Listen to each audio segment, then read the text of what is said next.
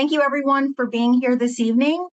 Good evening, my name is Jamie Slaughter and welcome to the first workshop in the Groundwater University Workshop Series presented by the Department of Toxic Substances Control in collaboration with the SSFL 3 responsible parties, Boeing, NASA, and the Department of Energy. This educational workshop series is designed to engage with the public and prepare you for upcoming groundwater decision documents, comment periods, and associated public meetings. My name is Jamie Slaughter, and I'm the Public Participation and Community Outreach Manager for SSFL at DTSC and will be facilitating this meeting. On behalf of DTSC, we are glad you are all participating this evening. The Department of Toxic Substances Control's mission is to protect California's people, communities, and environment from toxic substances, to enhance economic vitality by restoring contaminated land, and to compel manufacturers to make safer consumer products. The agenda for this meeting includes an overview and purpose of this workshop, followed by a presentation on groundwater, geology, and hydrogeology by Dr. Matt Becker. Then we will open the meeting for a discussion and Q&A, followed by dates for the remaining workshops in this series, including anticipated upcoming groundwater decision documents and associated comment periods, and closing with ways to stay connected and submit any additional groundwater or other site-related questions. The purpose of this workshop is to establish a foundational understanding about groundwater, geology, and hydrogeology to prepare you for the upcoming groundwater workshops in this series, as well as upcoming groundwater decision documents, comment periods, and associated public meetings. Some of the questions and topics elevated during the groundwater listening session and survey will be addressed in this workshop, as well as the subsequent SSFL focused workshops and site visit. This slide shows the dates and topics for the upcoming groundwater workshops and site visit. You can visit the DTSC SSFL homepage and click on the meetings icon to register for the workshops that will be held on Zoom. The site visit will be held at the Santa Susana Field Laboratory site, and all visitors must register to be admitted. As we progress through the slides, please prepare questions that you would like to share during the open forum. Additionally, you may use the Q&A feature in your Zoom menu at the bottom of your screen to type in groundwater questions related to the presentation. Please be mindful that this meeting is being recorded. We ask that you please focus your questions on tonight's presentation topic. Questions related to contaminant, fate, and transport will be addressed in Workshop 2, and questions related to remediation will be addressed in Workshop 3. DTSC previously distributed a groundwater community update and included a survey. You can access these documents by visiting the DTSC SSFL webpage. The survey will remain live through the workshop series. If you are not on our mailing list and would like to be added, you can reach out to me directly with a request. Contact information is available on our webpage and the final slide for tonight's presentation. Tonight, we ask that you please be courteous to all meeting attendees. This meeting is being recorded and you may be muted if necessary. When providing input or asking questions, please state your name and affiliation and speak clearly and at an even pace. You may type questions or input into the Q&A section throughout the meeting. All participants will be allotted 2 minutes. Please keep that in mind as you prepare your questions so that everyone has a chance to ask questions and participate.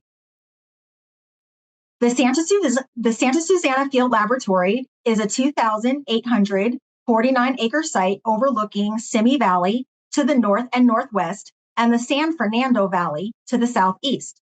The site is located in the Simi Hills area of Ventura County, approximately 30 miles northwest of downtown Los Angeles. SSFL is a former complex of scientific research, development, and testing facilities where operational activities began in 1948 and ended in 2006. SSFL consists of 4 administrative areas used for research, development, and test operations, as well as undeveloped buffer areas. The Boeing Company, Boeing, the U.S. Department of Energy, DOE, and the National Aeronautics and Space Administration, NASA, are identified as the 3 responsible parties for the site. This slide clearly defines the responsible parties' administrative areas for soil cleanup. However, there is some overlap and shared responsibility for groundwater cleanup. For example, between Boeing and DOE in Area 4. Now we will transition to the workshop presentation. I am happy to introduce our guest speaker this evening, Dr. Matt Becker, who is a professor and Conray Endowed Chair of Hydrogeology with the Department of Earth Science at California State University, Long Beach. Thank you for being with us and welcome, Dr. Becker. Thank you, Jamie. Hello, everyone. Welcome. I'm going to try and share my screen. Oh, here we go.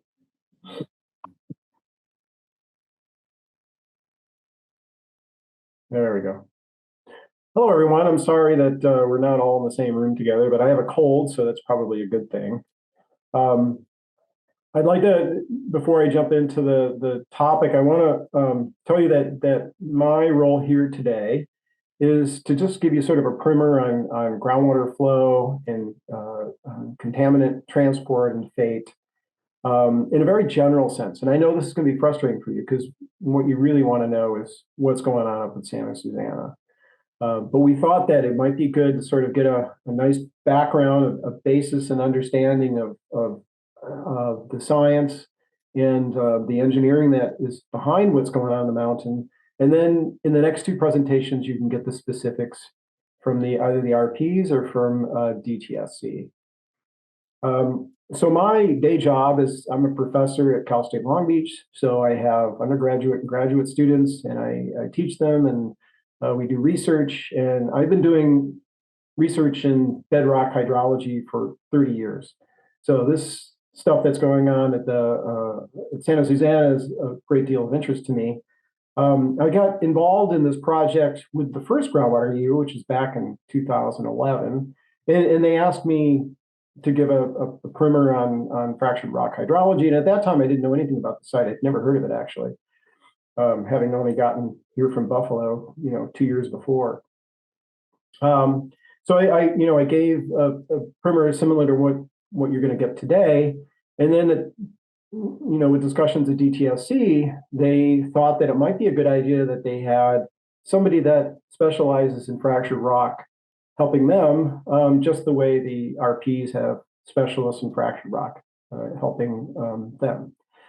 And so this is in the parlance of the industry. This is called subject matter experts. And so I'm sort of a subject matter expert in fractured rock hydrology. So I don't have anything to do with really the regulatory side of things. I don't understand that. I leave that to the good people at DTSC that have better understanding of that. And I don't even understand everything that's going at the site.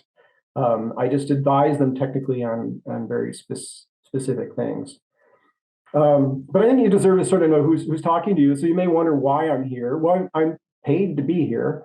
I'm ultimately paid by the RPs, but I report only to the DTSC. I don't really communicate with the RPs unless it's through the DTSC. But it's important to know that I'm being compensated for what I'm doing here today. That doesn't have a lot of influence over the work, the opinions that I give to the DTSC or what I'm going to tell you here today. You're going to hear from fractured rock experts in the next 2 sessions, and they're involved with the RPs. They work with the RPs, and I have a great respect for them, and I hope they have a respect for me. I've known Beth Parker and John Cherry for many years, but that doesn't mean we agree. And this is the way academia works. We always peer review each other's work. We are not shy about telling them when we think they're wrong. Typically we're like football coaches, we sometimes butt heads, but afterwards we're happy to have a beer. But we are very constrained by the science of what we do, and we don't cross those lines. So you're going to hear from me, and you're going to hear from the RPs. We're all sort of experts in this area, and we're going to speak to the science, and hopefully that'll be helpful for you. So that said, what you're going to see is even though it's very general, I want to point out that these are my opinions. I'm not speaking strictly for the DTSC, and I'm certainly not speaking for any of the RPs. This is sort of a general background that I hope that I put together because I hoped it would be helpful for you in understanding the next two presentations and other information that you're going to be reading as the regulatory process goes forward at the mountain. So I'm going to start speaking in terms of hydrology, where we always start with hydrology, and that is the water cycle, right? You all know what the water cycle is. Water moves around in the planet. It evaporates from the oceans and precipitates on the ground, and then it infiltrates into the ground. It runs off in the streams, ends up back in the ocean. So we have this massive worldwide cycle of water, right? The amount of water never changes, even when there's droughts. The amount of water on the planet just moves somewhere else. So we have this, strict water balance that we can always rely on in everything that we do. However, the old water cycle is very complicated. We can't look at the entire planet all at once. So we tend to break things down into little pieces. And this is a source of frustration, I know, at Santa Susana, for example, because there's a surficial unit and there's a groundwater unit, and they're hydraulically connected. We know that they're hydraulically connected, but we can't look at everything at once. So sometimes we have to parse things out, and it seems like we're ignoring something. But really what we're doing is trying to bite off a sizable piece that we can work on. So this is the worldwide water cycle, but we're interested in bedrock systems. So this is a bit of a complicated figure, but I think it illustrates a lot of what we need to think about at this site. This is not Santa Susana. It's a generic fractured rock bedrock site.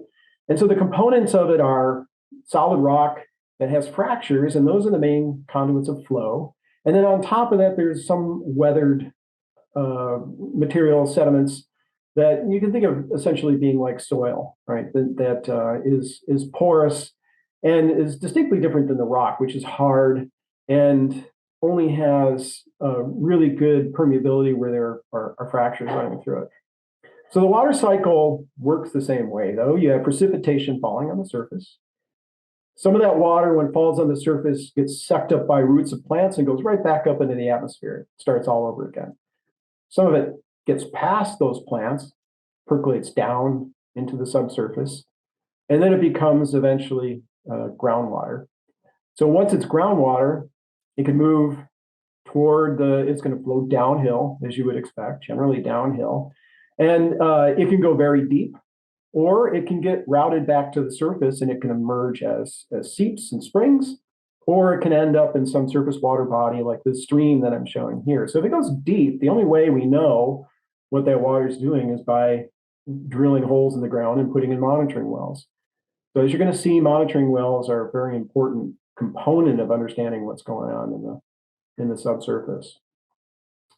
So there are a lot of other things I could point out here, but I am going to point out some things as we move along. But this is sort of what we have to work with: a very complicated subsurface and water that's cycling from the surface down through the groundwater and then emerging sometimes back at the surface.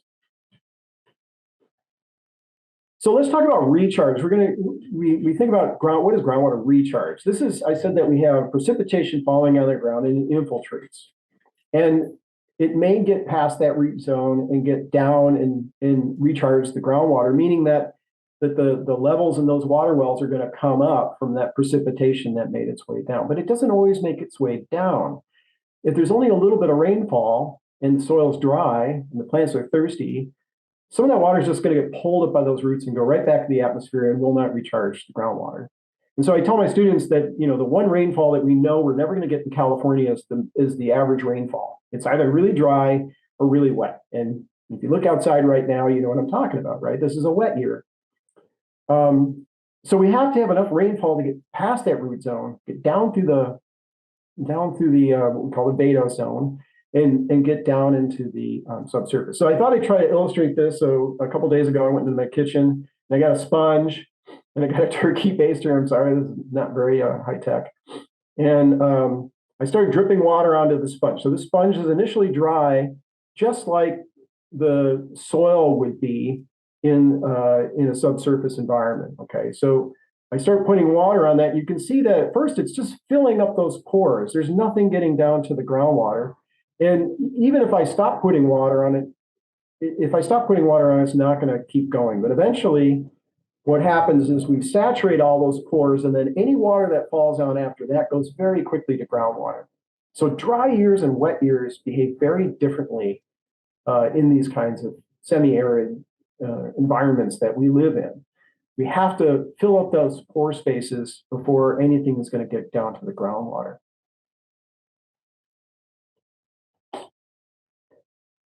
So once that water gets down over many, many seasons, a lot of that water is stored in what we call the regolith, and this is the porous, weathered stuff that's on top of the competent hard bedrock.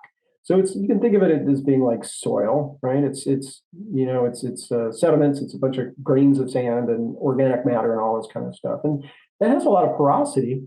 Excuse me, and so it can hold a lot of water. So that little graphic on the right-hand side from the USGS shows where the water is stored. So there's a lot of water stored in the regolith. There's a lot of volume available that can hold water, and then much less space for holding water in the rock itself. And how much water can be held in the rock depends on how many fractures are in there, but it also depends on whether or not the rock itself has porosity, has pore space. So take a granite, for example, your countertop that might be made out of granite. It's not porous. If it was porous, every time you spill something on it, water or fluids would just seep right into it. It'd be awful, right? That is a very, very tight rock matrix. And so in that case, the only storage available are fractures. We're talking about a mountain that's full of mostly sandstone, and sandstone is just sand that's been cemented together. And it can have very small pore space, but this one has actually quite a bit of pore space in it for storing water. And so the behavior of this mountain, the water that's going into this mountain is it's moving into the regolith. It percolates down into the fractures, and then it imbibes, or it sort of gets sucked like a sponge into that surrounding matrix that we call it. That's the rock that surrounds the fracture, and it can store that water. Okay, so the overall picture is sort of movement through the fractures and storage in the matrix. That's the way, in a very simple way, that we think about what water is doing once it gets into that subsurface. So everything we do quantitatively to make calculations and predictions in groundwater is based on something that this guy did in 1856. This is Henri Darcy. He was an engineer in Dijon, France, and he had to make a filter to filter water, and he didn't know how big of a filter to make. So he did this very simple experiment, at least it seems so now, but a very important experiment. And what he did is he took a column and he packed it full of sand, and then he had reservoirs where he had a higher water level in one reservoir and a lower water level in the other reservoir. And he used that gravity to drive water through the filter. Now, we know that water goes downhill. If you think about what's happening there, is you've got this higher energy, the things that are higher up, and then when it goes downhill, it's losing energy, right? So if you're sliding down on a sled in snow, or if you're skiing down, right, you're losing energy to friction in the snow. Here, we're losing energy as the water goes through the sand. It's actually losing heat as the water gets pushed through the sand. So we go from these higher water levels to lower water levels always, but the rate at which the water can move depends on the resistance of that material in the column. And that's what Darcy was trying to measure. He found out when he put different sands in there, he got different rates of flow. So we have this simple relationship on the right. It's an equation that says that the rate of flow, Q, that's the amount of water that's dripping through this whole thing, divided by the cross-sectional area, so how big that filter is equal to the change in those water, difference in those water levels on either side divided by the length of that column, okay? Times this capital K, and this is what we're getting at. This is called hydraulic conductivity. More familiar term might be permeability. They're very closely related, and you can exchange them in your mind as you wish because they really convey the same thing. And so this hydraulic conductivity is the resistance of that material to water flow. Figuring out things in a column is not what we're here for, but the same physics works in the groundwater, and this is why it's so useful, right? Instead of measuring two reservoirs, we measure the water levels in two monitoring wells. And we know, generally speaking, that the water is going to be flowing from the higher water level to the lower water level. So we kind of know the direction of flow. We don't know how much water is going to move or how fast it's going to move unless we know the hydraulic conductivity. And this is a very difficult thing to get. And we spend a lot of time trying to figure out what that is. First of all, it's not the same everywhere. So if we knew the hydraulic conductivity here, we could calculate how much water is flowing through this system, for example, in this aquifer. But it also tells us when there are things down there that we didn't expect. So if we had some sort of a barrier, like a fault, for example, we would see a huge difference in head, right? And now we have to deal with not only the hydraulic conductivity of the surrounding aquifer material, but we need to know also the hydraulic conductivity of the fault. So you can see how as the subsurface gets more complicated, like that original figure that I showed you, we got a lot of work to do to figure out where this hydraulic conductivity, what it is in the subsurface. This is the first step that we usually take in trying to understand the spatially complex behavior of water flow in an environment, not just at Santa Susana, but every aquifer that we work in. So I'll say another word about faults because we know there are faults up there. Any rock in California is going to have faults, right? We have plates moving around out here, so there isn't a rock that doesn't have either a fault that is no longer moving or a fault that is moving. And as I don't need to tell you, you're all in California, that some of these can cause earthquakes. Very interesting features because when we have a fault, we don't actually know whether it'll be, say, a conduit to flow. So we can have a broken up zone along that fault. So you imagine as you move one block of rock against the other, it's going to crumble it up. It's going to be all kinds of stress on that thing, and it's going to cause cracking and fracturing. And it can actually cause a permeable zone that makes water want to move along the fault. As those two faces rub against each other, and they can actually be multiple faces in parallel, they can also grind up rock. And so a fault can be a barrier, right? A fault can actually stop water moving. How do we know which one it is? Well, we spend a lot of time trying to figure that out. It's not easy. You can't say there's a fault, it's a barrier. There's a fault, it's a permeable zone. The only way to do it is to do lots of testing. What we do know from experience with lots of faults, and I've been working on faults and fractures, as I said, for 30 years, is that they're not like caves. They're not big open joints. These things that rock is being pushed. Those two blocks are being pushed up against each other. So they don't want to be open. They don't want open conduits. They're going to be tight. So they may be a little bit more permeable than the surrounding rock, or they could be less permeable than the surrounding rock. But we don't run into faults that are big, giant openings that are like caves. And I know that when you hear about faults, especially earthquake faults, you think, oh, the faults might open up and create a conduit. We have really never seen that happen in any significant way. You can measure it when earthquakes come. You can measure it. You can see water levels changing and things like that. But I'm not aware of any case where a fault has really opened up and caused huge conduits of contaminant movement or anything like that. So they're very complicated features, very interesting features, very important features to understand, but in and of themselves, they're not hazards. They are hazards for earthquakes, but not for groundwater flow. So let me step back a little bit, and I'm going to go back to sort of the Darcy way of looking at things. He started with sand, and we're going to start with sand. We're going to go back to sand because it's a little easier to understand. So this is a little ant farm kind of model. We use these things in classes all the time. So if you can't tell what this is, or if you don't know what an ant farm is, it's basically two pieces of glass, and in between that are layers of sand. Okay, so those little vertical lines in there are sort of fake wells. And what we're going to do is we're going to inject some dye into that. And what's happening is there's water flowing from left to right on your screen.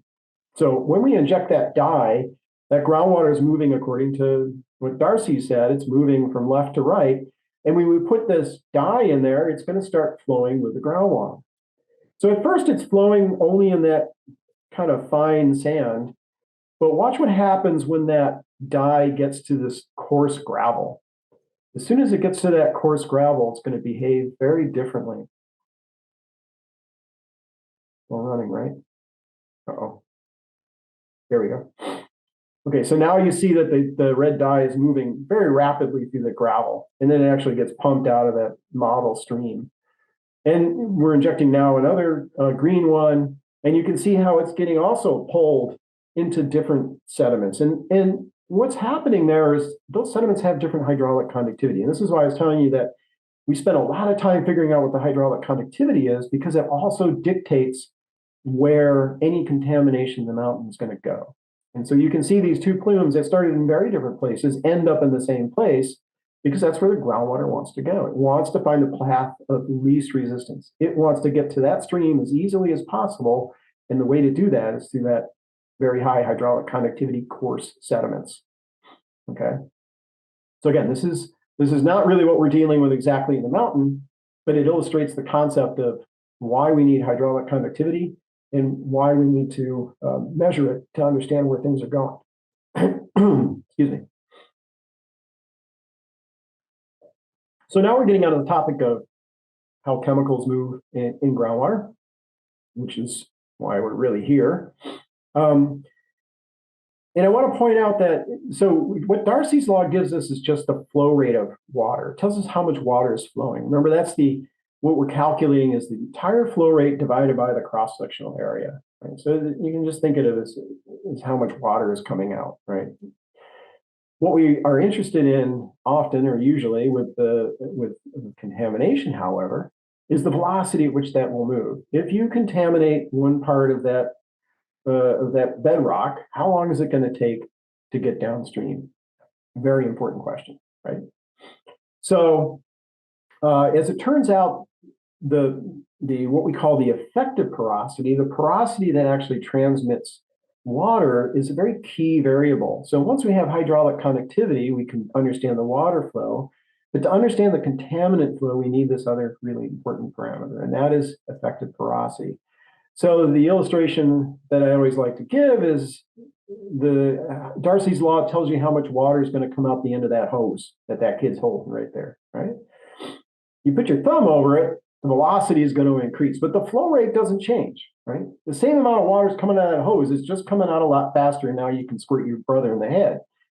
So the velocity is a function of the effective porosity, and that kid is decreasing the effective porosity. And so the smaller the pathways are for that water to move, the faster it's going to go. And fractures are very small pathways. They're tiny little, several millimeters or something. And so if all the water was forced through the fractures, it would actually move quite quickly. And as we saw, that's not a lot of water. It's not a lot of volume, but it can move chemicals very quickly. And we were, back when I started this, I could give whole talks to people that how fractured rock's different than porous aquifers. And the whole topic was it moves much faster than you think it's going to move because of this really small effective porosity. So this equation, if you like equations, on the right-hand side, you take that flow rate and you divide by the effective porosity, and that gives you the velocity, right? So that effective porosity is really small, say 1/100th or something. You're going to have 100 times the velocity of fluid moving through the bedrock. So that's worrisome. However, that's not the whole story. we come back to this idea that the rock, unlike granite, right? In granite, it would move very fast because it only has those fractures to go in, right? In this porous rock, the sandstone, there's much more volume in the sandstone. There's a lot of volume to be had. So we're going to straighten out that fracture. It's actually a really tortuous pathway, very, very complicated pathway. And I'll come back to that a little bit. But for now, let's just pretend that that fracture is just a little plate, a little, parallel plate, right? Or just a little slot. And I'm gonna put contamination on the left-hand side. We got water moving from the left to the right here under Darcy's law, and I'm gonna put some dye or some contamination in there. And if there's no matrix porosity, we wouldn't have any of that diffusing into the matrix. But when there's porosity, right, just like when you put something put some cream in your coffee and it diffuses outward. These chemicals diffuse under molecular motion. If they have somewhere to go, they're going to go there. So when you have volume in the fractures, and I put dye in there, what happens is as they're moving around randomly, they're also randomly moving into that matrix. And what that does is it slows some of the mass down, right? And it reduces the concentrations that are moving forward. Now, the amount that it slows things down depends on the velocity that the water's moving in. It depends on the porosity of the matrix. It depends on the chemicals that we're working with. But this is the reason why we don't have things flying off that mountain primarily, is this matrix diffusion. Now, again, the pathways are actually quite tortuous because it's got to go essentially from fracture to fracture that's interconnected. But this is really the lifesaver for the contamination on that mountain. It's that tries to move through the fractures, but it just can't seem to stay there and it diffuses out into the surrounding rock. So that's good for slowing it down, but of course we need to get it back out.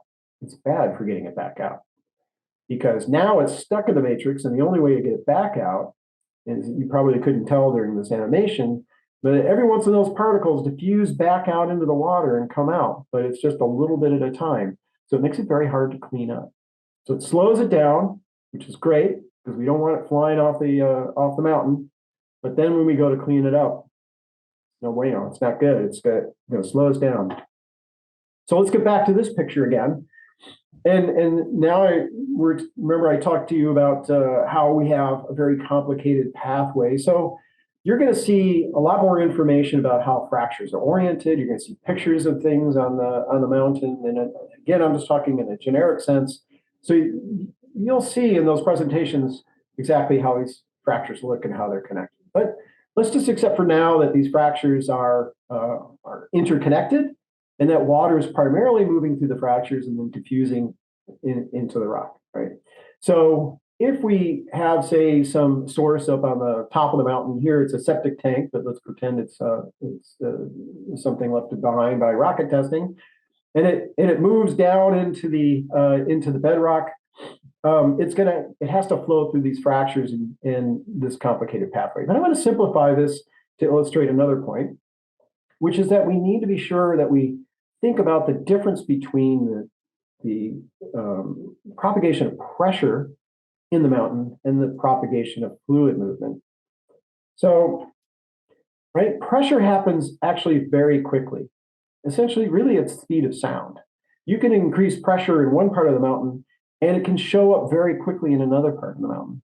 That doesn't mean the water is going that way, right? Because you can push a pressure wave, just like the ocean waves. You have ocean waves coming in. It doesn't mean that the water that you're looking out on shore is actually that water's moving in. It's a wave of pressure moving across that water coming to the beach. That's why it can come so quickly. If there's something out in the ocean, there's a bunch of red tide or even leaves or whale droppings or whatever, right? They're not going to come flying in on the beach. The pressure moves at a different rate than the contamination or the stuff that's in it, right? So let's imagine we have, again, this is a straight pathway. I'm just illustrating a straight pathway because it's simpler to think about. But if we add some pressure on that coming from recharge, it'll move through the mountain and then show up quite quickly somewhere else, right? And that can cause seeps to start flowing because the pressure is pushing that. So you're pushing water in the top and it's squeezing the water out the bottom, right? And that happens quite quickly. That doesn't necessarily mean that the water that's the precipitation that's falling on the surface is showing up quickly at that other side, right? So if we have contamination, all right, we have contamination. I was supposed to go very slowly, it went really fast. That contamination is going to move really, really slowly through the mountain and emerge much, much later than the pressure. So I know that when it rains and the seeps start to flow, it may seem like there's all kinds of stuff coming off the mountain, but it may just be the pressure that's causing that flow. So this is a well-known characteristic of groundwater is it tends to be quite old, right? There's groundwater beneath our feet that's thousands of years old. And that's because even though the pressure is moving quickly, moving that groundwater, even through fractures, can take there's contaminants in that ground, or moving it through fractures can take a very, very long time. So there are methods for dating the age of groundwater. So you can find out how old groundwater is, and you might hear about that in the next couple talks. And so we know how old water is. So if you have 10,000-year-old water, it's very unlikely that it's been impacted by contamination, right? It's probably just been doing what it's been doing forever. And so generally speaking, the shallow water is younger, more connected with what we're doing. And then you've got this old deep water that is moving very, very slowly underneath that. And sometimes that's exactly what's emerging in these springs. These springs can be quite old in these systems because the water is just going so deep and it's been there for a long time. And there's even water in very, very deep systems that we call fossil water that have been there since the sediments were laid down, right? So you can have thousands of years old water in aquifer systems, and some of the water that we actually pull out of aquifers are essentially your mining water because it's so ancient. So we have to keep in mind that not all groundwater is equal. Some water is very shallow and very interactive and subject to contamination. And then some water is much deeper and it's pretty well protected from that. And one of the things that we need to do is be able to sort out those two different kinds of water in our mountain. So you're going to see pictures of plumes, and plumes are problematic. Because they're a very simple idea, and that's why we use them. So here's, the idea comes from like a smokestack, right? That's a plume. That's a plume of steam or something coming out of the smokestack, and we could actually sort of say, oh, it looks something like this, right? We have a plume moving away, and we can divide that plume, and we can do the same thing in groundwater when you're working with sandy material, like in this model that I showed you. That's also a plume, right? So this is a concept that we start with and we use in the parlance of groundwater, and is kind of baked into our discussions and even our regulations of groundwater protection, because we started with the porous media before we started getting to fractured rock. But it's important to understand that it's a bit of a simplification, a bit of a convenience. We like to draw circles around things or lines around things, contours around things, because it helps us simplify what we're talking about. But I want to take a moment to think about what that means, right? So we have 3 monitoring wells, and this is a map. And say that monitoring well has a high concentration in red and a medium concentration in yellow and then a low concentration in blue. And if we didn't have any other information, right, we might say, well, this is what we know about our plume. We've got a high concentration and then a medium concentration and a low concentration. And without any other information, this is where we might start, right? Now, in reality, we use other information. We know something about the regional groundwater flow. We know something about the geology, which tells us something about the permeability. We may have other monitoring wells farther away that tells us the direction of groundwater flow.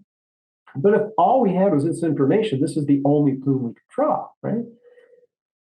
But, you could have something like this going on. You could have 3 totally separate plumes, and if you don't have enough measurements in that, you're not going to know that that's the case. And so the only way to know for sure what's down there, because there's no X-ray for looking at contamination in the subsurface, is to put in a lot more monitoring wells. And this is why when you look at these maps of this site in the next couple of talks, you're going to see a lot of wells.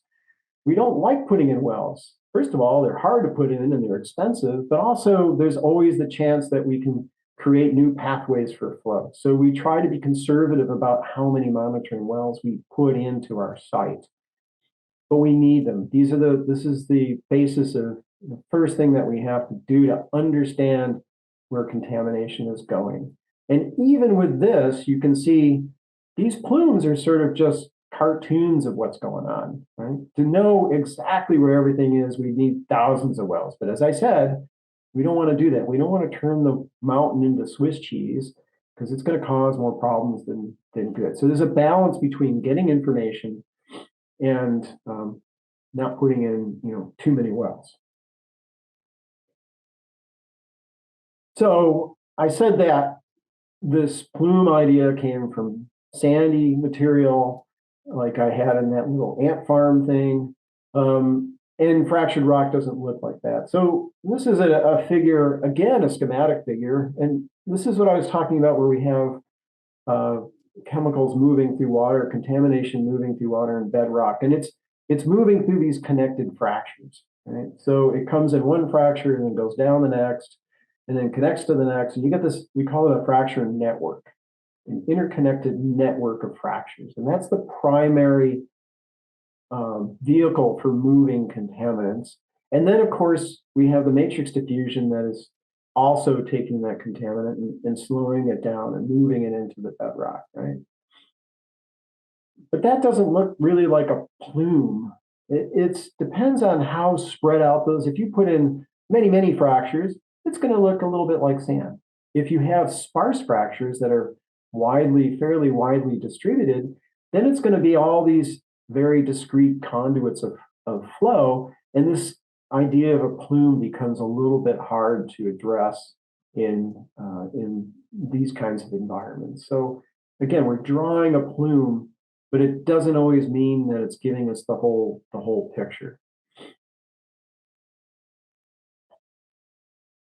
So if that wasn't complicated enough, at this Santa Susana, we have or had stuff that doesn't even dissolve in water. Everything I've been showing you, the food dye that was in the tank and the pictures that I've been showing, we're assuming that all this material, this contaminant is dissolved in water, right? So these are things that we're very used to. So we call this an aqueous solution. So meaning that if we put salt in water, it becomes an aqueous solution. Wine is an aqueous solution.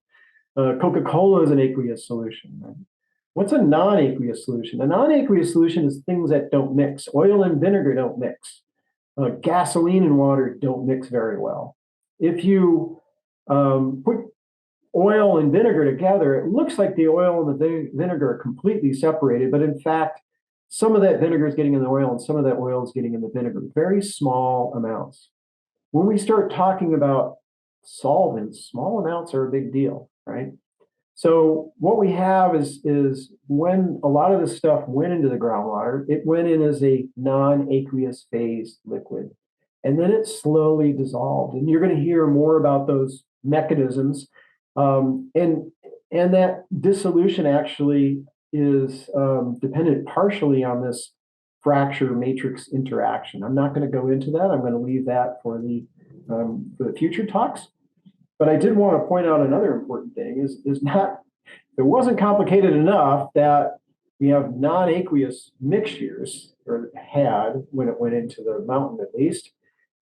That stuff that went into the mountain was heavier than water. Why do we care? First of all, what is a non-aqueous liquid that is not heavier than water? Well, gasoline. You see that little gasoline sheen that we've all seen on water puddles and parking lots and so forth, right? It's floating on the top. It's light. Gasoline's lighter than water. There are some non-aqueous fluids like trichloroethylene that are heavier than water, and then they sink, right?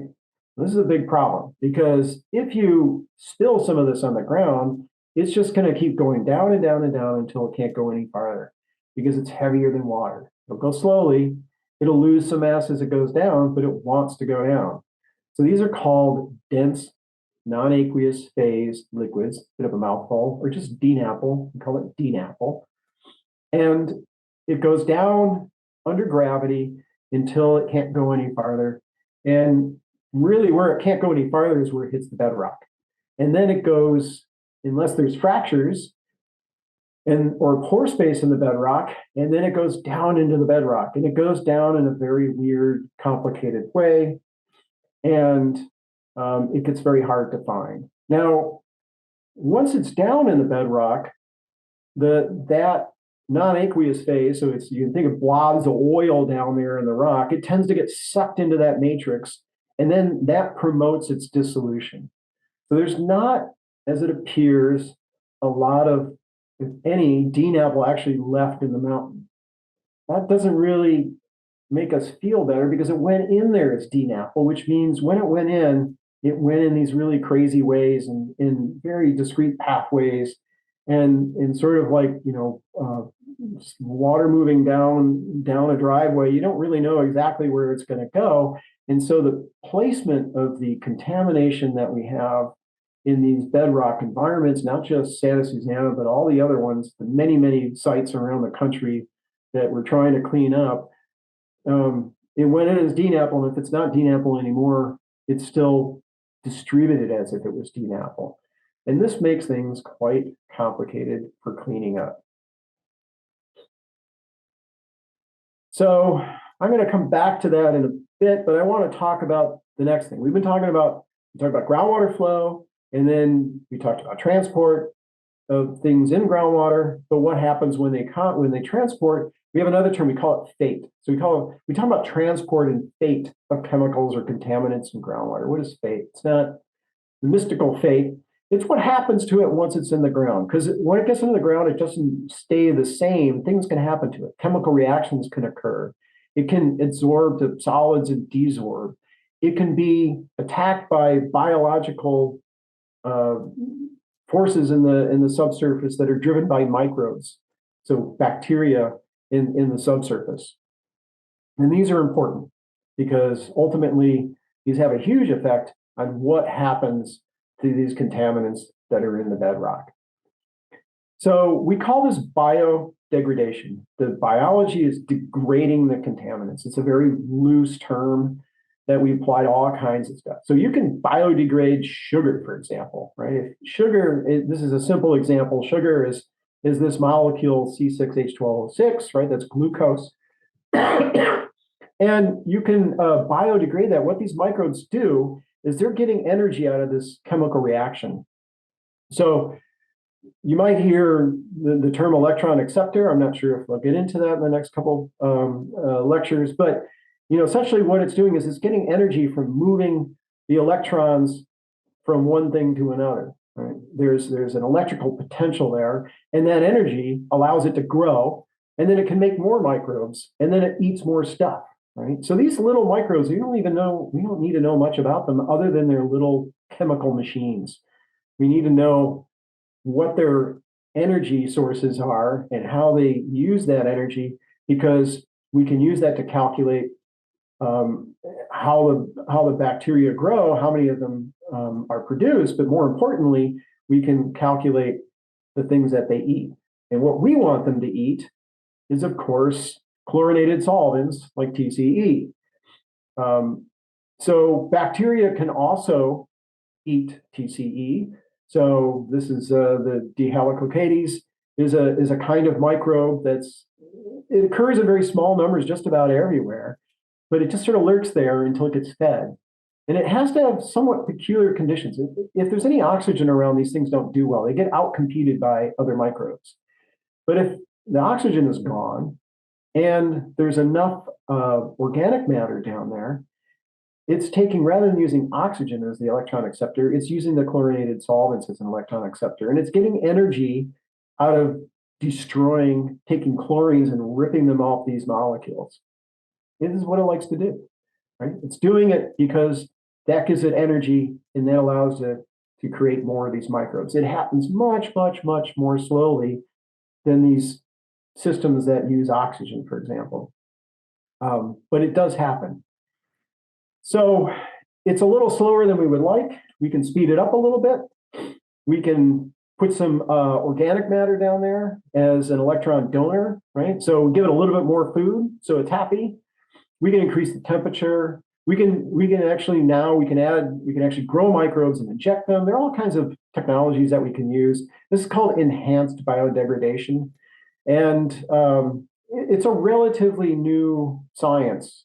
It's been aided a lot by the ability to decode DNA, and it's sort of become the de facto fallback for removing these kinds of chemicals from the subsurface. It's not fast, it's very slow, but sometimes it's the only choice that we have. We don't like to rely on this because it is so slow, but we can speed it up a little bit, but it is sort of our fail-safe. So we started talking about alluvium and solutes. So that's the easier green part of this little thing that I have here. So on the top, I've got different kinds of sediments. Alluvium is another word for just sediments laid down by water.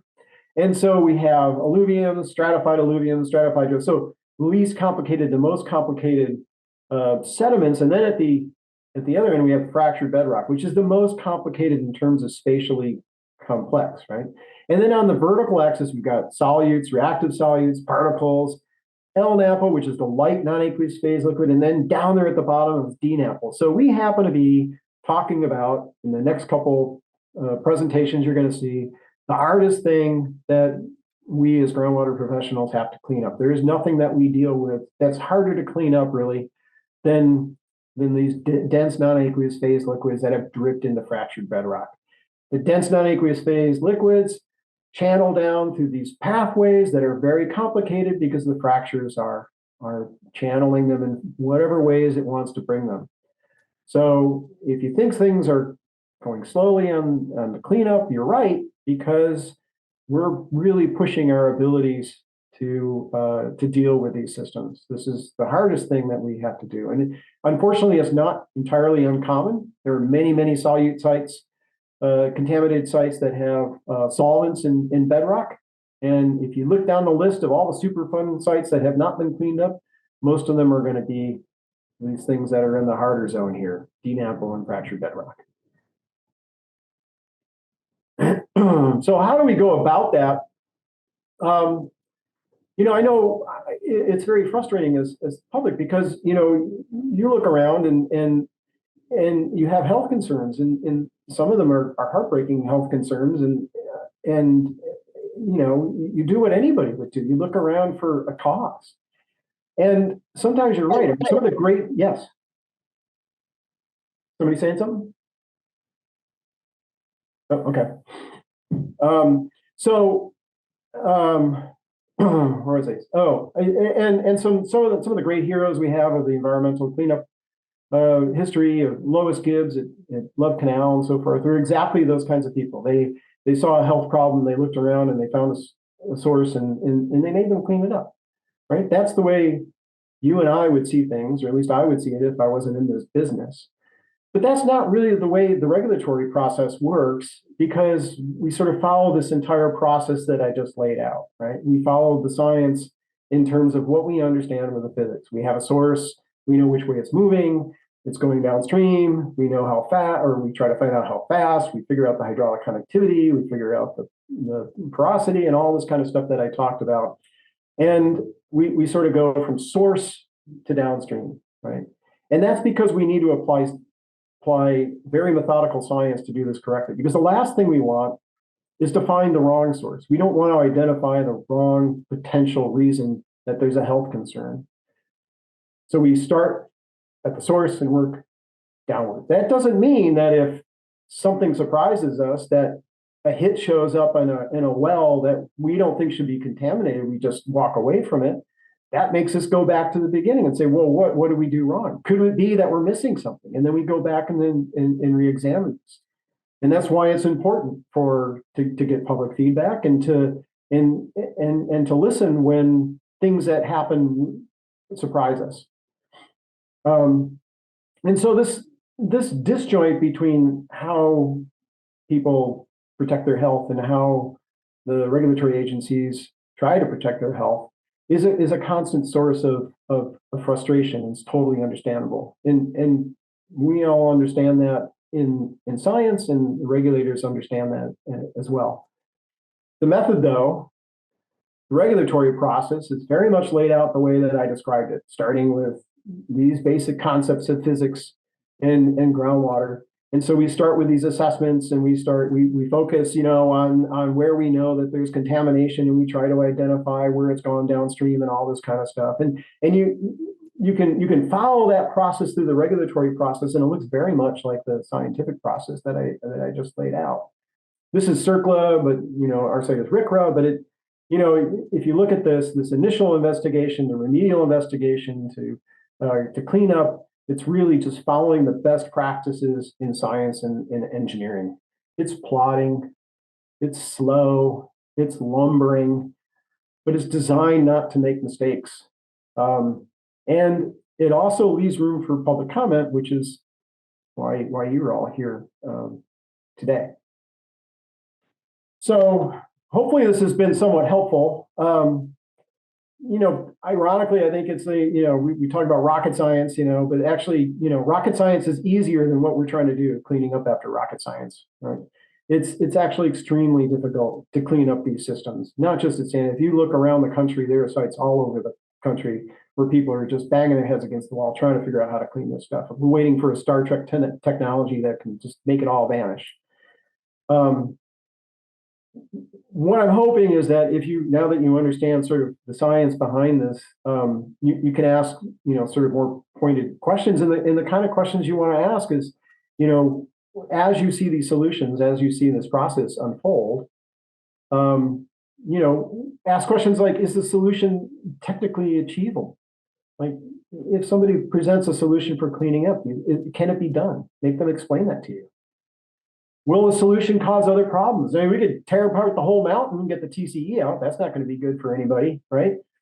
So there's often a trade-off. When you try to clean up one thing, you're creating another problem somewhere else. How long are you willing to wait? We talked about biodegradation. It's very, very slow. It's fairly, we can count on it pretty much if we pay careful attention and do some good sampling, but it's going to be really slow. Are you willing to wait that long? Maybe not. Is this about, when our decisions being made on the basis of cost or technical feasibility? A lot of the times it may seem like RPs are trying to save money, and, they want to save money. There's no doubt about it. But it may just be that technically it's just not possible to do it. So make sure you know which one of those things we're talking about. Are they just being cheap, or do they really not know how to do this? Or is it just taking longer than you want? And what is the confidence in the result? If we use a method, do we know it's going to work? Okay, so these are all the things that you're going to see as we move into these corrective measures, where they talk about how the mountain, how the RPs are talking about how they want to clean up the mountain. These are questions they ask, and quite honestly, these are the same questions that the DTSC is asking. Okay, but it doesn't mean you shouldn't ask them. So that's what I have for you, and I hope it was helpful. I hope it didn't run too long. Oh, right about an hour. So I'm going to stop sharing, Jamie. Is that what we planned? Yes. Anybody still there?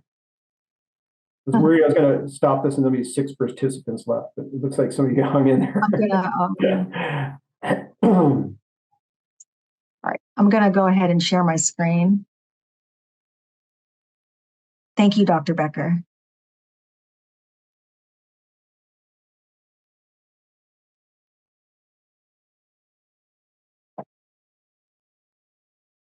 Okay, everyone, we will now begin. Let me turn my camera on so you guys can see me. We're going to now begin the Q&A portion of this site. Dr. Becker, thank you so much for your presentation. As a reminder, we ask that you please be courteous to all meeting attendees. Again, as a reminder, this meeting is being recorded and you may be muted if necessary. When providing input or asking questions, please state your name and affiliation and speak clearly and at an even pace. You may also type your questions or input into the Q&A section. And tonight we ask that you please limit your questions to 2 minutes, and you may rejoin the queue to ask additional questions. Please remain courteous and consider that other attendees may also have questions and input to share.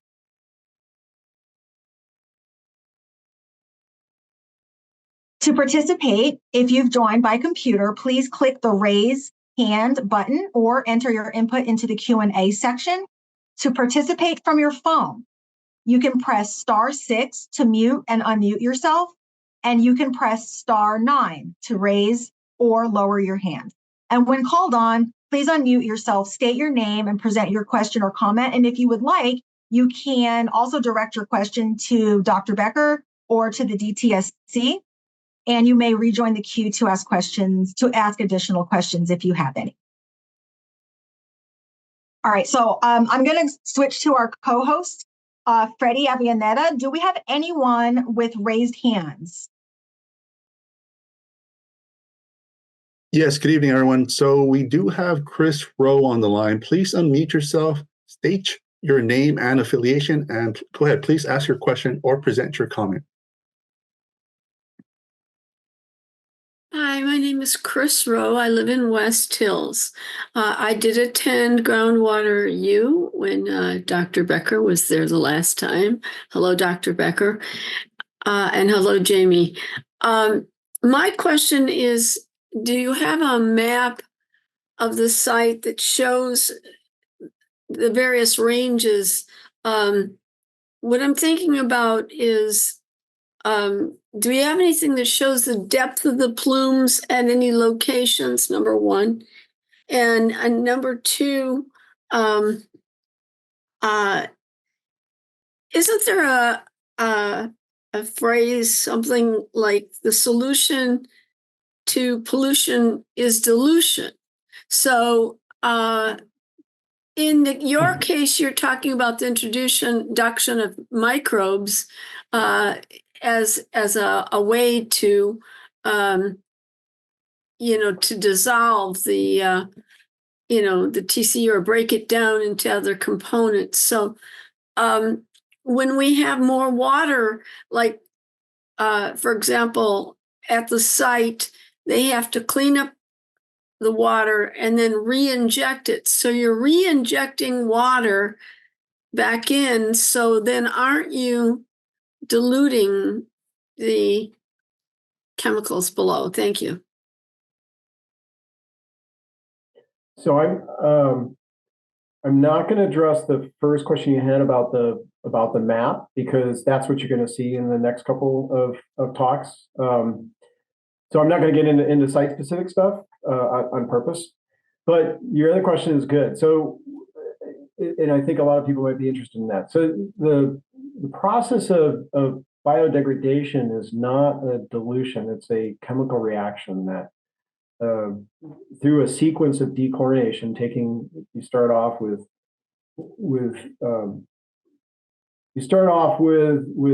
4 chlorines, and then you go to 3 chlorines, and you go to 2 chlorines, and then eventually, once chlorine's gone, it's not bad anymore. It's not toxic anymore. But you'll see in the progression of monitoring, you'll see that progression of the chemicals through that process. It isn't entirely safe until you get to the end of that process, but that it's not dilution, right? It's actually destruction of the chemical.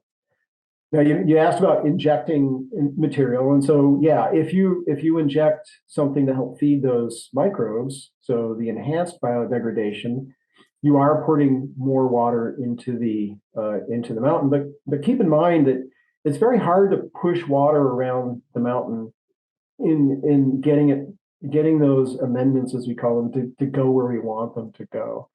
And so they're very focused excuse me, they're very focused injections that are going to be in the very highest concentrations. You don't do the whole mountain at once, just the what we call the source zone or the hot spots.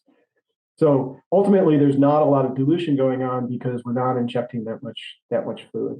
We're just treating the very worst parts, and then we hope that that's going to help bring down the overall mass of the contamination in the mountain.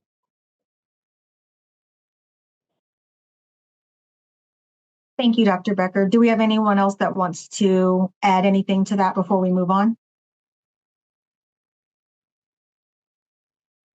Okay. Freddie, do we have another person with raised hands? Yes, we do. Actually, we have Christina Walsh. Please unmute yourself, state your name and affiliation, and go ahead. Please ask your question or present your comment. Thank you.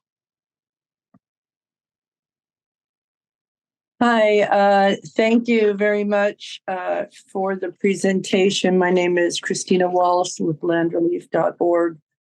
I was also part of the original Groundwater U many moons ago. And I wanted to ask kind of a specific but general question. I hope that's okay, Dr. Becker. I really appreciated your visuals about the process. I had the good fortune of having a kind of a one-on-one presentation up at the site on the NASA portion about their anaerobic treatment process that is kind of rotational, which when we think about the dry versus wet years, and then also when you pump down groundwater below a certain level where certain seeps emerge, you might want to stop for a while so that you don't impact the environment in a negative way and then move on to another location, because it seems like these fractured locations are opportunistic. I wonder if you can possibly talk about other locations besides the NASA portion at the site, or just generally, how many are there on a site that is as big as this? Because it's 2,800 acres, but it's also 1,000 feet roughly above all of the surrounding valleys. So you do have that hydraulic pressure. And when seeps emerge, one example would be Bell Creek, which is entirely fed by groundwater and seeps from the top. And that, with very few exceptions over the course of 50 years, runs year round. So when we don't see enough water coming off to be sampled, and we see how you've the way you've demonstrated the way those contaminants might move in order to get to seeps based on that pressure, I think it would be very important to really have locations near these exit areas where it leaves the site and it enters, the lower communities where people live and where wildlife lives. Thank you. So I'm not sure what your question is, Christina. You did outline exactly the process, right? It's the groundwater seeping out to these seeps, and these seeps become headwaters for streams. And in mountain environments, that's where many of the headwaters for streams are. Can I please clarify then? Yeah, please. Thank you. Thank you very much. What I was curious about is this idea that is being used by NASA of rotating locations. So you're basically picking up the infrastructure and moving it, because it's solar driven, and moving it to another set of wells while the groundwater in one location can recover. And I was hoping that you could talk about what kind of opportunities there are up there because of the high hydraulic pressure, because of the difference in elevation, that we might effect. Instead of saying it's too hard, it feels like 20 years have been spent asking that question, when all along we could be making some progress, especially where some of these concentration points exist. Thank you. So I think you're asking kind of a specific question about what NASA is doing, and I'm not sure what you're referring to. Maybe the DTSC can respond to this. I was going to say, does anyone from our team want to address that? I think that's more of a workshop number 3 question for how we're going to remediate and then specific to the RPs, but I didn't know if someone wanted to say anything about that.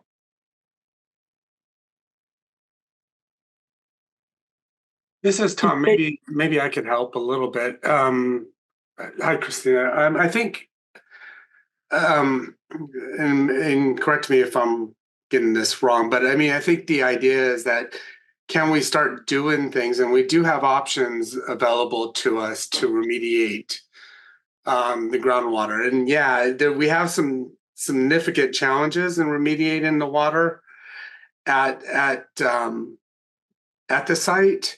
But the next couple of workshops, the next workshop will be talking about the site more specifically, so I don't want to pull away their thunder. But the third one will be talking about the remedial alternatives that are available to us. And hopefully this builds up so that you understand what those potential alternatives are. And that's where these corrective measures studies and these next documents are going to be coming. And this is the reason we're having the Groundwater U, is so you can kind of understand what the universe of remedial alternatives that we do have available to us, what we've looked at, what we think is viable alternatives, and how we'll move forward in making those selections and moving forward to get to remediation as quickly as we possibly can for the groundwater. Does that help at all? I think so. Thank you, Tom. Thank you, Christina. And Freddie, we're going to go with, we're going to take 3 more people with raised hands, and then we're going to move to the typed Q&A. So Freddie, who is our next person? Sure thing. So we have Melissa. Melissa, would you please unmute yourself, state your name and affiliation? Evening, this is Melissa Bumstead with Parents Against the Santa Susana Field Lab. I have a question for Dr. Becker. I know that right now Boeing has paused all groundwater remediation because of NASA's PFAS study that they're waiting to get back. And you had mentioned biodegradation, or pardon me if I said that incorrectly, of TCE, which is obviously one of the biggest plumes, but there are more chemicals than just TCE down in that plume. What is the impact of biodegradation? Yeah. Okay, thank you. I think my spelling just was really wrong of it, so I'm fumbling. Of PFAS and other contaminants underwater, and is the microbial remediation the only viable option that is being looked at right now to clean this plume? Because it sounded like to me that was one of the main or only options for the treatment. You raise a good point. I was really focusing on those solvents at the end, mostly for lack of time, but there's other things out there. There's lists of contaminants that are monitored for, and they're going to be the subject of different remedial strategies. So, that biodegradation process I was telling you about, that's only for those chlorinated solvents, right? But you create a system and you enhance that system only for degrading those things. So for every one of these chemicals that are concerned, there's got to be an appropriate cleanup technology, and it's not going to be the same for everything. So I focused on the chlorinated solvents, the PCE, TCE, vinyl chloride process, because those are kind of the biggest problems there, but it's not the only problem, as you say. So hopefully you'll hear about various remedial strategies for all these different chemicals. I don't think we want to get into that today, but you raise a really good point. I was a little too focused on the chlorinated solvents. Thank you. Freddie, who is our next person? Yes, we have William Preston. Please unmute yourself, state your name and affiliation, William. Hi, I'm William Bowling, not affiliated with anything right now. This is a question for Dr. Becker. Let's say I'm a water company or a landowner with a well. If I start pumping, could I in fact invite a contaminated plume my way? If you're within the zone that's contaminated, yeah, you're going to create a gradient, a lower water level. Water's going to stop moving the direction that it initially moved, and then move towards your well. Now, if your well's far enough away, then it could take thousands of years for anything to ever get there if it made it there without being chemically destroyed. But yeah, pumping a well, as you say, changes the flow in the system. Now, you're not allowed to put a well in up in Santa Susana, so I don't see that would be an immediate issue. But anybody who has a well in that region, those wells are sampled, and it's a point of concern for the DTSC.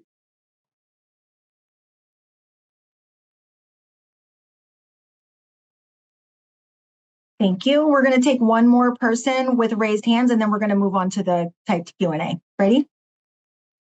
Yes, thank you. So we do have a caller with the 3 last ending numbers in 933.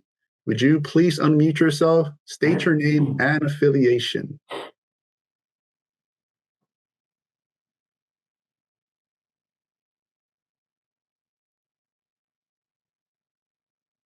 I think we're having some connectivity issues. Oh, there they go. Caller, go ahead. Oh, wait, you just muted yourself again. There you go. Yes, hi. Can you guys hear me? Yeah. Yes. Oh, great. Yeah, this is Craig Courtney. I'm not necessarily affiliated with anybody, although Melissa Bumstead and I have talked quite a bit. We have children. I've had 2 children who've died living in West Hills near Bell Canyon. Now, whether that the cause of their illnesses were due to the contaminants from SSFL is unknown. But I guess what I heard you say, Dr. Becker, that, I guess what I kind of gathered is obviously cleanup is very challenging effort. And you're talking about non-aqueous contaminants, they hit bedrock, and then how do you get those contaminants out? You can't drill multiple wells. There's other problems. So what I almost gathered is, hey, we got a problem here. We got contaminants, and boy, I don't know what we're going to do. And it almost sounded like, and what I gathered, that there may be a case to leave it there. And I hope that's not the option. But if there is, like in other contaminants that are left in various other regions of the country, of the United States, there's compensation made to people who are exposed to these contaminants, and how it can be proved whether they were harmed. That's another story. But maybe you can touch a little bit on that. What is the plan, and is there any discussion about compensation to those downstream or from fire or wind that were exposed to the contaminants? Well, I think I'm not the person to ask for that, but I do want to point out that the first part of it, about leaving it in place, and that is something, that is a decision that has been made at other sites, and the most famous one is Love Canal. That those contaminants that started the entire Superfund and the entire environmental movement are still sitting in that canal exactly where they were when they were dumped there, because it was too difficult to remove them. So it's basically entombed, it's covered up, and they've got a whole system that's pumping essentially forever. And it's not going anywhere. And so sometimes that is a decision that is made at a site. Now, I don't want to speak to what the decisions are going to be made here. That's for you to ask the RP. That's an excellent question. But I will note that if the decision is to just leave it on the mountain, it wouldn't be the first place that has been done. Doesn't mean it's the right choice. It just means it's not the first place that that's been done. Thank you, Dr. Becker. Does anyone else from our team want to add anything?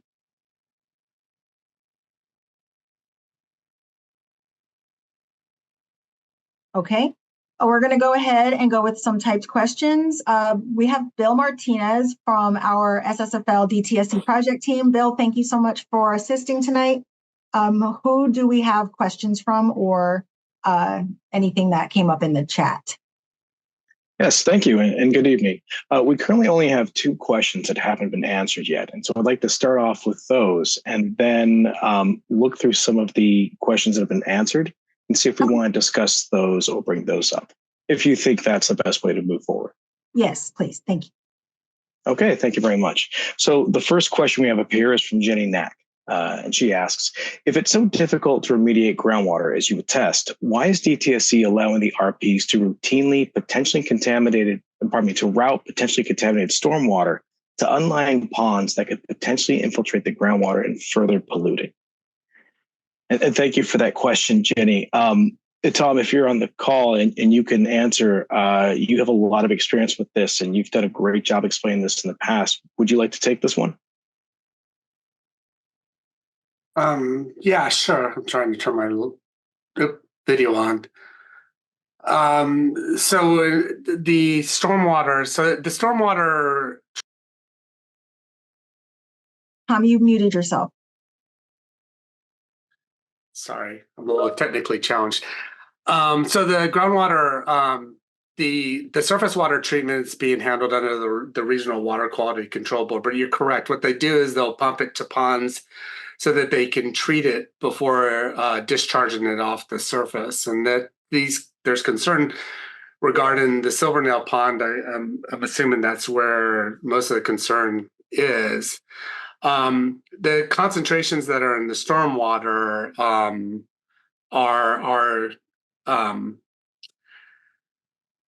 so I guess the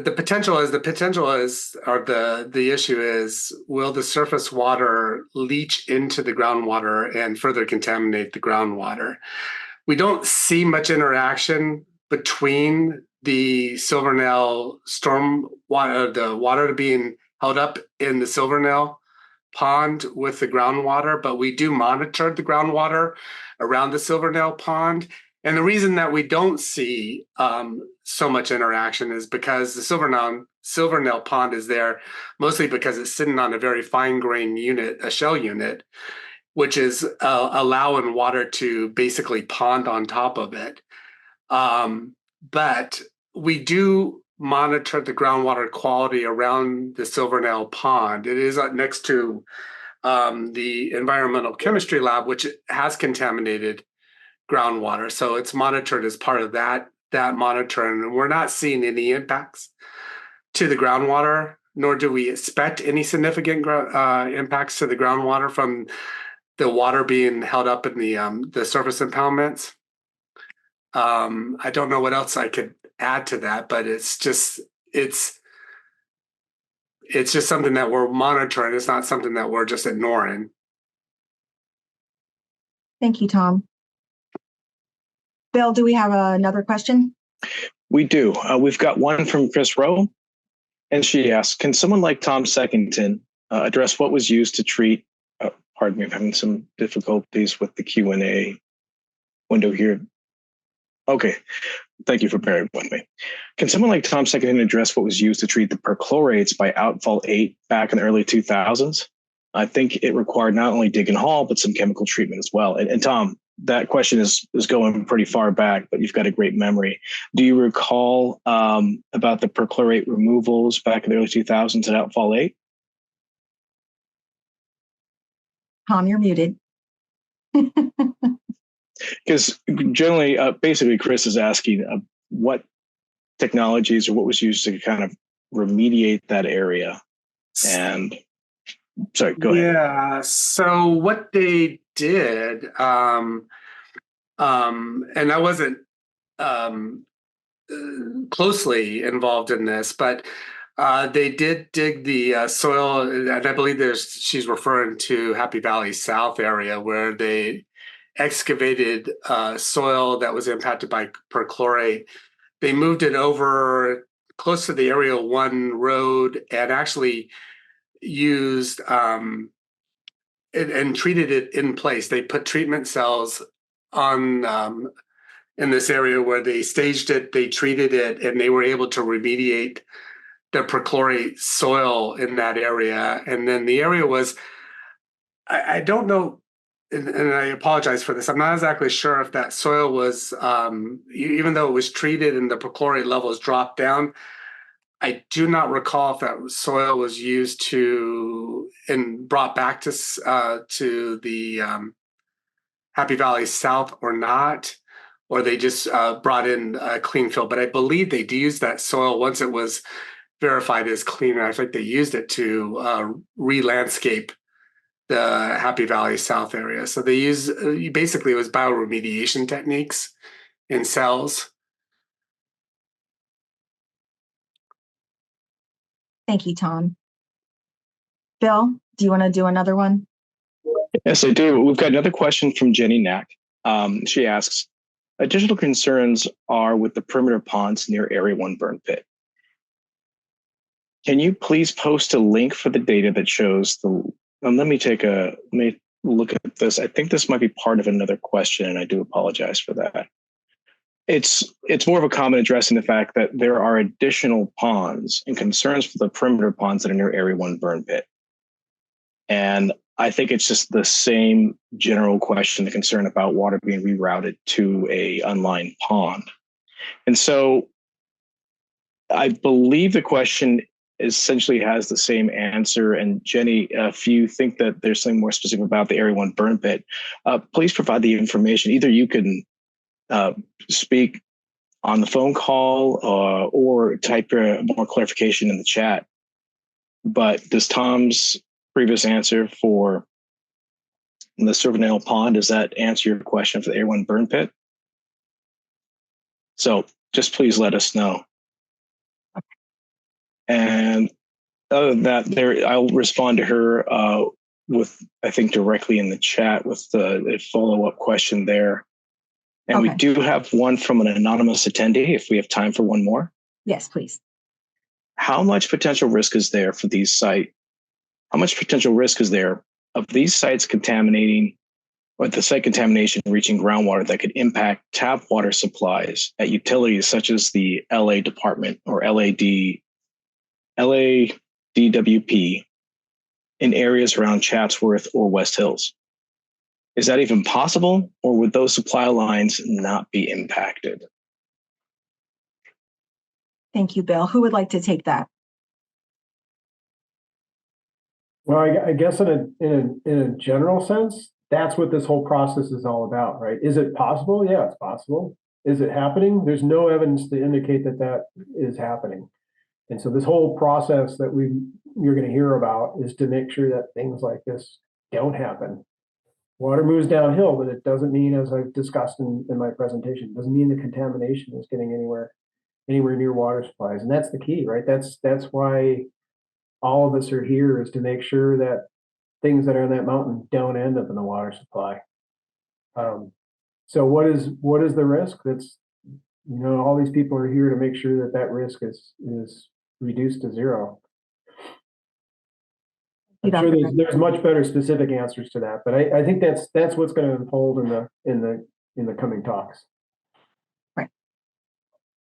Okay, Freddie, we're going to go. Tom, I saw you come off mute. Did you want to add anything to that?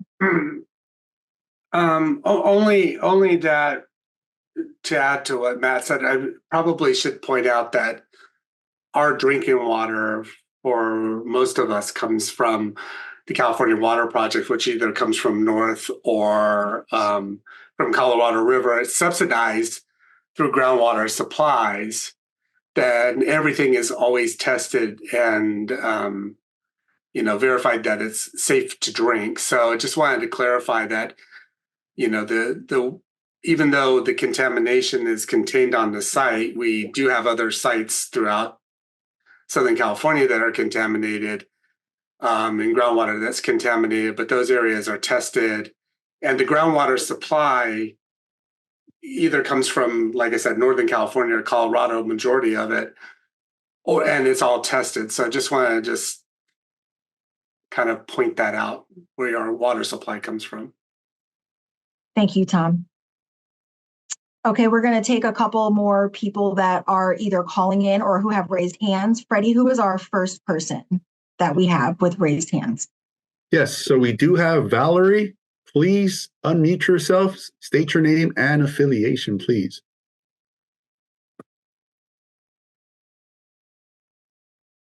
Hello, this is Valerie Abadesian, a general area resident, fairly new to all of this. And I have a very simple question. Where can any of us see maps of this particular site and its contamination issues or other ones? Are there, what are the good sources for locating detailed maps? Thank you, Valerie. Who from our team would like to take that? Yeah, actually, I would like to answer that one. We have a lot of resources available the public can utilize to find the information. First off, specifically for this site, we have the Santa Susana web pages, and within that, then this is a DTSC web page, but in that we have our document library where pretty much all the documents associated with the site are available for the public. In addition to that, we also have DTSC's EnviroStore public-facing repository of site information, and it's a pretty easy to use with a pretty good intuitive interface. You just type the name of the facility, or it's even easier if you actually type in the location of a city, and then it shows you a map and you can click on individual sites. And from there, that gives you access to all the site documents that are available for that specific project. And if that doesn't give you the information you're looking for, you can always contact us and then send it via email. And if you have a specific request or a specific report or document looking for, we'd be happy to provide that for you. Does that answer your question? And I can actually put those links in the chat if people would prefer. Thank you, Bill. And Valerie, before we close the workshop tonight, we'll have a slide that will give you the EnviroStore location as well as the webpage location that you can access the document library. Freddie, who is our next person? Okay, yes, we do have Manny J. Excuse me if I'm pronouncing that name wrong. Manny J, please unmute yourself, state your name and affiliation, please. Hello, this is Manny J. Fatulahi, and I work for State of California. I'm retired now, and I've been involved since the beginning. Thank you so much for taking my call. I wanted to thank Jamie as well, too. God bless you. I just want to talk to Dr. Matt Becker about the outline. It was very informative, and I was familiar with some of them, but it added more to my knowledge. The last page of your, the display you mentioned, there were like 4 or 5 bullet points. And I don't know if this had been answered in the past, but very quickly, will this solution cause other problems? And if it's this solution technical achievable, and how long you're willing to wait, like we're willing to wait, or is this about cost or technical feasibility? These are very, very important questions that we've been looking for and asking all this time. And what is the confidence in the result? I appreciate your response. You explained briefly, but if you can explain more, I appreciate it. Thank you. So, Thank you. Thank you. Those are the important points to get to, right? Is the questions that you're going to be asking the RPs and the DTSC in their forthcoming presentations. And, say, for example, we talk about seeps. There's a lot of concerns about the seeps. It's not a difficult thing to put wells in all those and dry up all those seeps. And then there would be no exposure of potentially contaminated groundwater to the surface, but it would kill all the vegetation in those drainages, right? So this is one example of there's potentially consequences to the things that you do. Some of them are don't have obvious consequences like that. Things that are done in the deep bedrock are not going to affect the seeps potentially. But my point was, everything, you can't look at anything in a completely isolated technology. You have to think about what the long-term benefits are and what the long-term costs might be. And in terms of the I'm trying to remember the other bullet points I had. So, what is the confidence in the results? Some of these are difficult technologies. Take the bioremediation that I was telling you about. We generally know how it works and we generally know how to carry out, but getting, for example, the amendments to where the contamination is not easy. And so you can see a remediation proposal that a CMS proposal that says that we're going to use enhanced biodegradation, but what is the confidence that's going to work? It's not going to. There's no 100% on that particular technology. So yeah, these are questions that I think as you're seeing these solutions, these potential solutions presented to you that you should think about, and hopefully you'll get some of them answered. Thank you, Dr. Becker.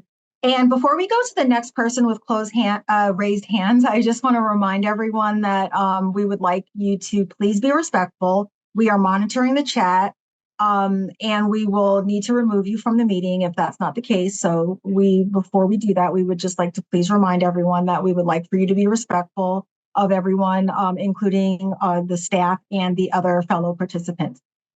Freddie, who do we have with raised hands next? Yes, we actually have Melissa. Melissa, please unmute yourself, state your name and affiliation.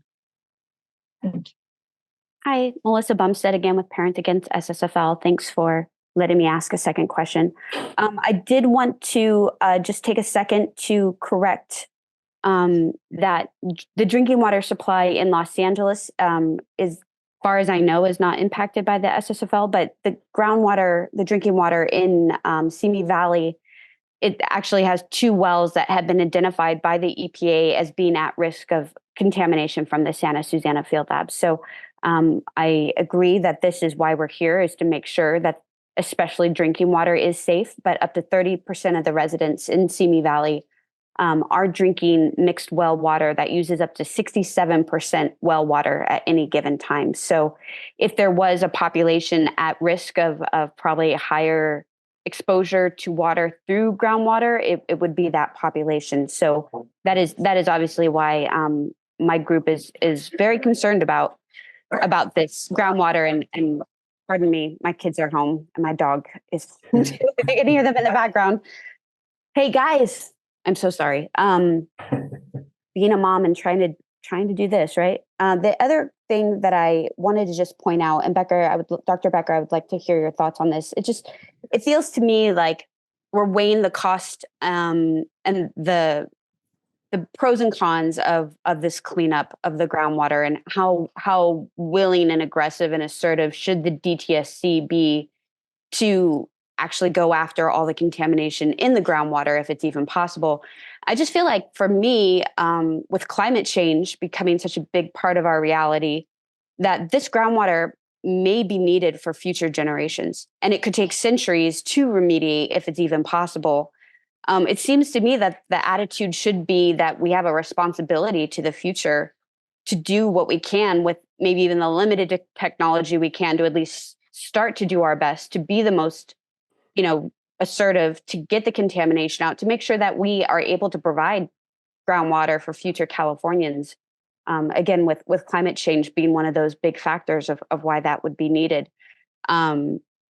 And so I don't know if you wanted to expand on that a little bit about why that would not be beneficial, why it's would possibly even be better to leave the contamination there. I wasn't really sure your point of view on this, if you don't mind. Well, first of all, thank you. And obviously you're really well informed, Melissa, so good for you. This is great to hear. Some of these larger questions about water resources and, what we're leaving for the future. And clearly we're all involved with the change in water resources that are going to occur as climate changes, and we don't want to give up any water. And actually, I would defer to DTSC on the regulatory aspect of this, but you can't just walk away and leave water contaminated if you can clean it up. That's what the essence of the regulations that are there. But I'm not, when I said that one of the solutions is to sort of leave it up there and entomb it up there. The regulatory environment doesn't really allow that to happen if there are any other solutions. So I don't want to get myself in trouble with citing regulations I don't understand. I'll leave that to the DTSC, but I don't think anybody's giving up on the water in the mountain. Nobody wants to let it go. It's if it's technically achievable, then it should be cleaned up, if you want to know my opinion. Thank you. Freddie, who is our next person? Yes, so we have Christina. Christina, please unmute yourself, state your name and affiliation. Hi, thank you. Christina Walsh, landerleaf.org, and thank you for the presentation.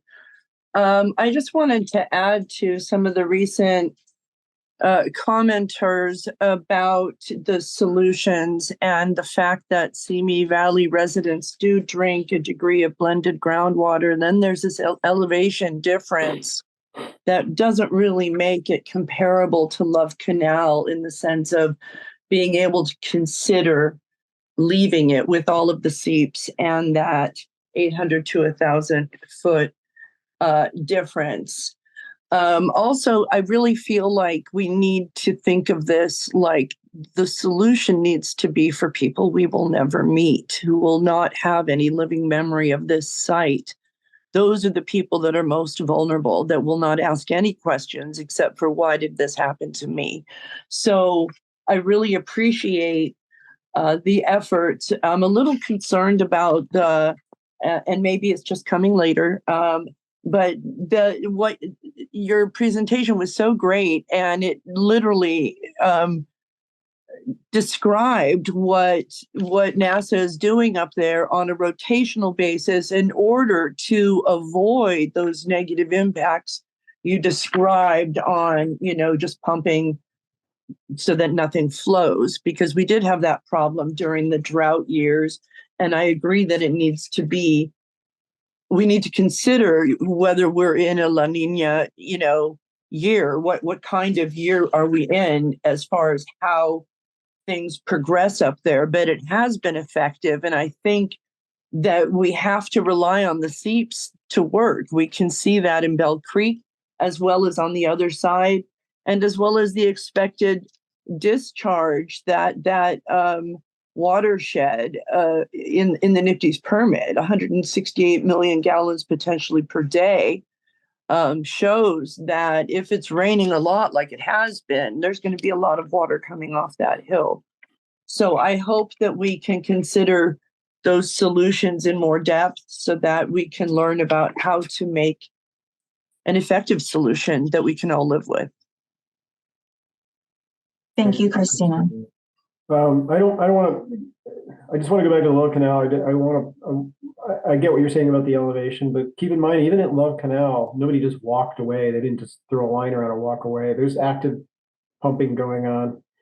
And they did. Occidental, who is the company that essentially, bought the people that contaminated in the first place, they spun off an environmental treatment company, and then they hired themselves to pump that thing forever. So it's a bit of a creative solution, but nobody really. When I said it may and need to stay up on the mountain for a long time, almost indefinitely, it doesn't mean I was suggesting that people walk away from these sites. Then nobody ever does. It's just a matter of whether you can remove all the mass or not. Thank you, Dr. Becker. We have 15 minutes left in this meeting. So if anyone has any questions that they would still like to type into the chat, feel free. We have 3 more people with raised hands. I want to thank everyone for your time this evening and for sharing your stories. For the gentleman that spoke earlier about your children that you lost, we do want to express our condolences. Thank you guys for sharing your stories, and thank you for being here and staying continuously involved in our public meetings and in our oversight of the SSFL. Tom, did you want to also say something?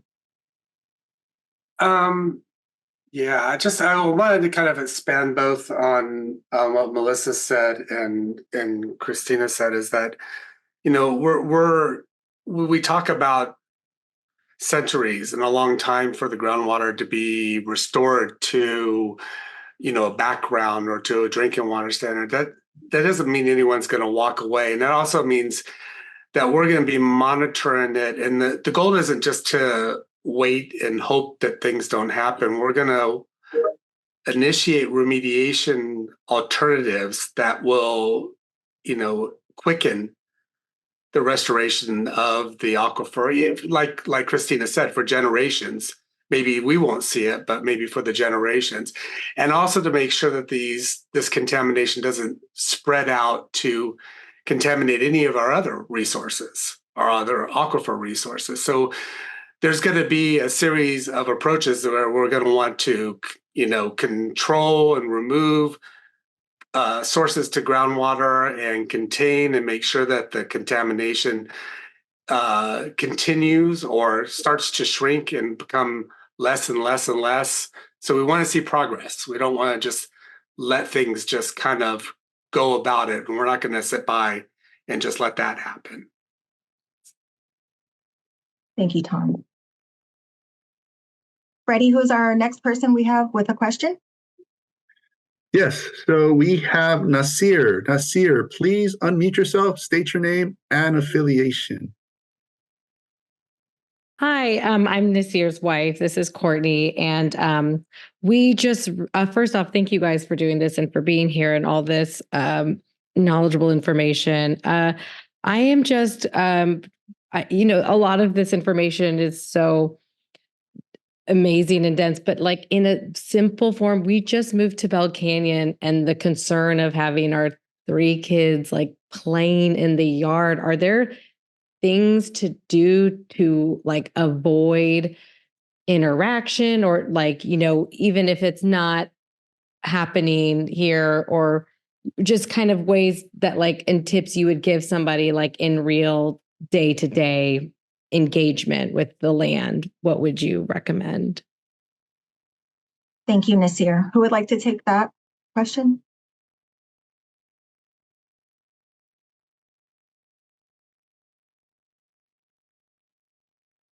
Does someone from our team want to answer that?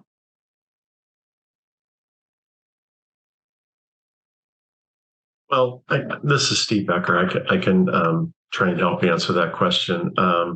You know, at this point, you know, based on the data that we have, it doesn't support that there would necessarily be any professional precautions you would need to take. I mean, obviously, making sure that people don't illegally trespass onto the site and things like that are obviously first and foremost. I mean, access to the site is restricted, but you know, the whole site is not completely fenced off. So, you know, there are monitors and that are out there, but you know, just making sure that people don't access the site is probably about the best advice we could give.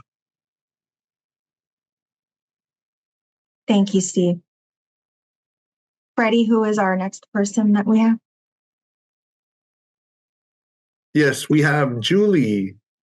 Julie, please unmute yourself, state your name and affiliation.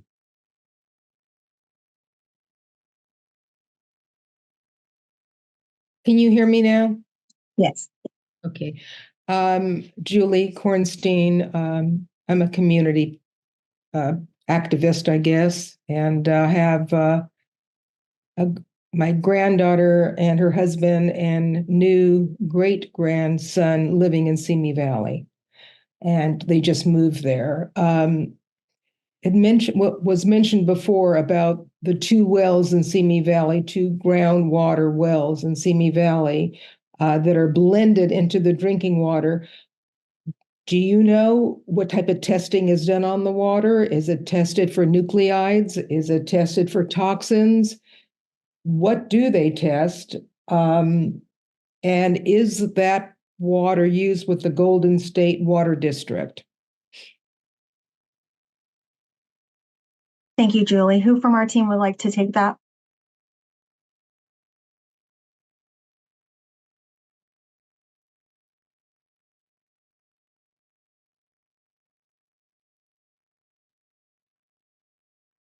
Does anybody from our team want to respond to Julie's question?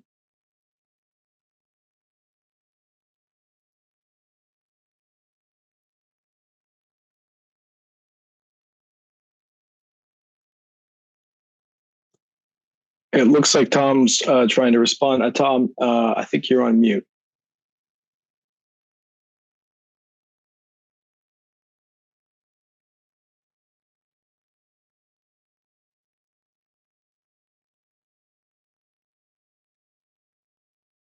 Can you hear me now?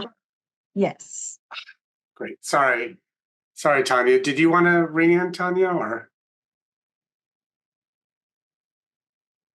I was just gonna try to respond if you were having technical difficulties. Well, feel free. Yeah, so I mean, we're talking about the Niles and the Sycamore wells, and they're tested. I couldn't tell you exactly what they're tested for, the full analysis of what they're tested for. So when it comes to radionuclides, I couldn't say for sure. So I don't want to say something incorrect, but we could certainly look into that. So it is sampled. All the drinking water is regulated under the state of California. So there's testing that needs to be done. There's tested after it's blended. So, and I don't know what the exact percentages are on how much is blended. It's probably a better question for our Golden State Water District on the particulars regarding that well and how they blend it and how much they blend and where the percentages of the water is. So I don't want to say what that is, but you can get, they're required to have an annual report. Your water provider provides an annual report of the water quality, and they're required to do that. You can usually go to the website, and there's an annual drinking water quality report that you can look at. So we can look into what needs to be analyzed. I don't know if we have a follow-up way we can do that or how we would do that. But we could get some more information, at least on what the Niles and Sycamore wells are tested for specifically. Thank you, Tom. And then if you want to send me an email, we can go ahead and get that responded to for you. We have 7 more minutes left in our meeting. We have 3 raised hands. We're going to take the last 3 raised hands, and then we're going to go ahead and wrap up the meeting. So Freddie, who is our next person? Yes, we have Jenny. Jenny, please unmute yourself. State your name and affiliation, please. Hi, my name is Jenny Knack. I'm with Parents Against SSFL. And I have to give you a sincere thank you because your initial statement about reassuring folks about water coming from up north, I was just up in arms, ready to flip out. And I genuinely appreciate the I don't know. We're going to defer that question to Golden State Water. Thank you for being transparent with the community and not giving false assurances. Next topic I wanted to bring up was concerning my questions earlier about the Area 1 burn pit and Silvernell Pond. Sorry, I was having serious connectivity issues. It was my understanding that the Water Board was doing an infiltration study because there was not currently information about the infiltration rates from Silvernell Pond to the groundwater. And the response to my question in the Q&A made it sound like there is data. And I'm just hoping that maybe, Jamie, can you help me give me access to that data? My second part of that is we're about to have the Area 1 burn pit remediation. Water will be routed into the perimeter pond in that area. It is also unlined at this point. If there is current data on infiltration rates in that pond, we would also be very interested in seeing that data. And my last question refers to the characterization of groundwater staying in one place beneath the site, as if there is some kind of fence. I know we're discussing fractured bedrock, and I have been listening. But the 2022, I believe, groundwater reports show a couple things. They show new max concentrations of certain constituents, including radiological constituents. Additionally, they show constituents in new locations.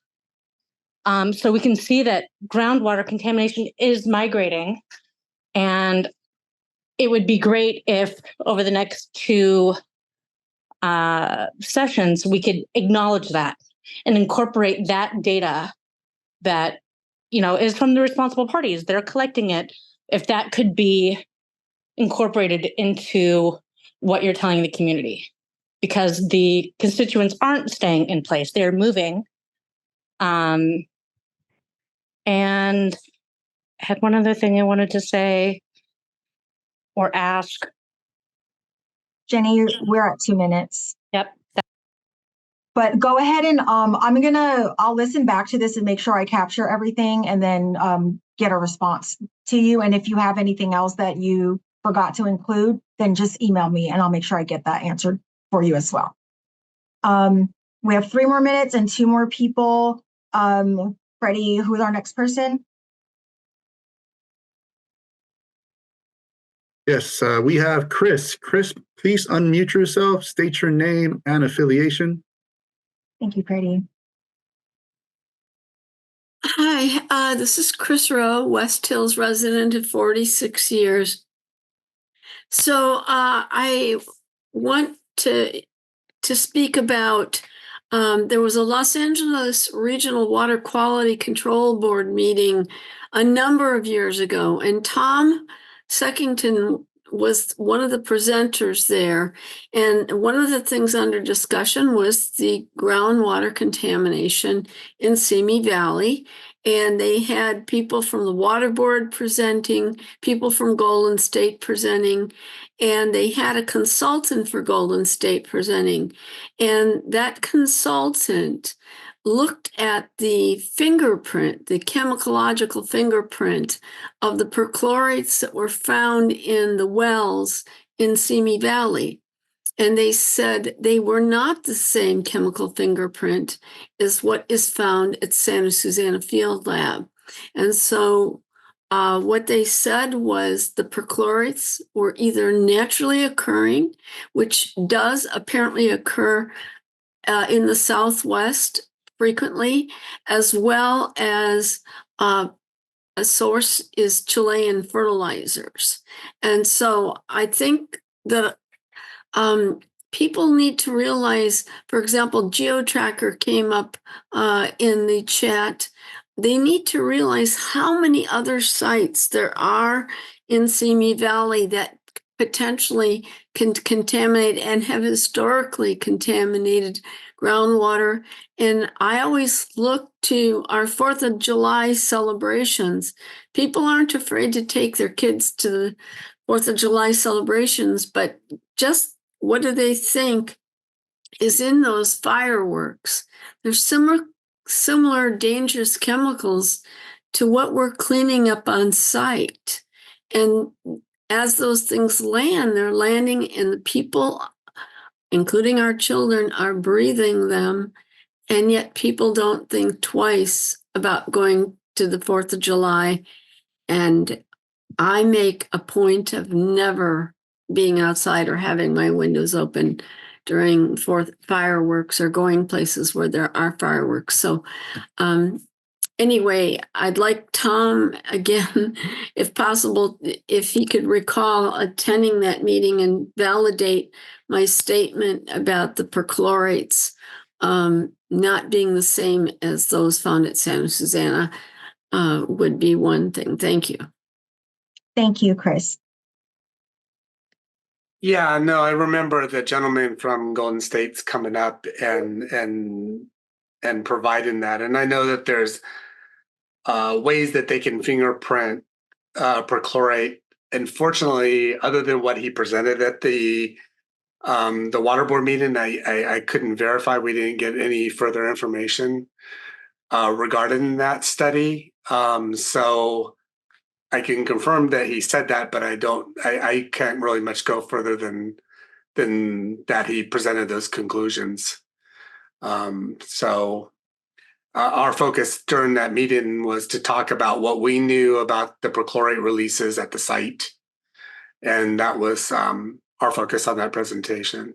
So.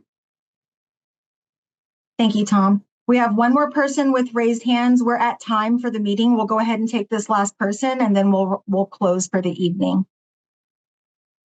Freddie, Yes. who's our... Yes, we have Ashley. Ashley, please unmute yourself, state your name and affiliation. Hi, my name is Ashley Spellman. I don't have any affiliation except for being a cancer warrior in Simi Valley, California. I live 2 miles from the Santa Susana lab. I am an educated person, and I feel like this presentation made me feel like I was in 5th grade science. The entire town of Simi Valley knows that we were dying. I went to the salon the other day and I was in there with 7 people, and they said 30 people that they knew had died of cancer. What the hell is going on? This presentation that you made really upsets me because it makes us feel like in Simi Valley that we are uneducated and stupid.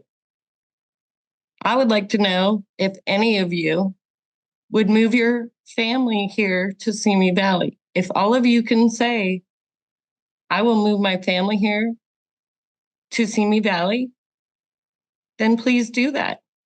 And until you can, there is something wrong and it needs to be cleaned up. And it's been 30 years and we're all not stupid. Thank you. That's all I have to say.